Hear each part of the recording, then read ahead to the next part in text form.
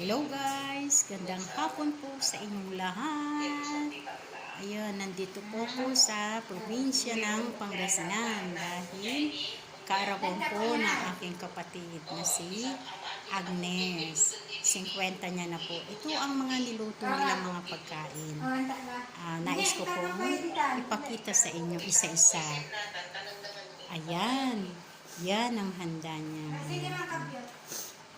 Ayan, opo. Papakita ko sa inyo yung mga handa niya. Ayan po. Okay. Ayan, may litsong kawali, may lumpia, may Shanghai pala. Hindi ko po alam kung anong luto ito eh.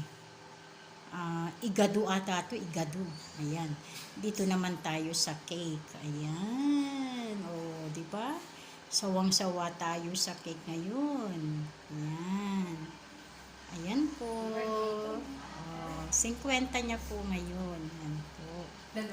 Ayan. O, umuulan ng matatamis. Ayan po, mahal ko mga kaibigan. Ayan. Ayan ang kanyang.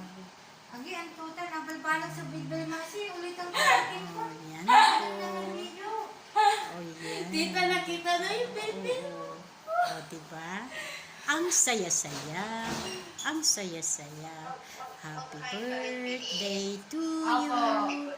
Happy birthday to you. Ayan po ang aking pamangkin.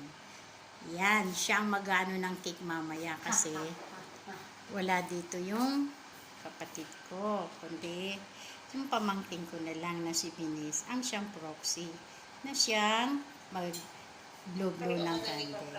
Ayan po. Ayan.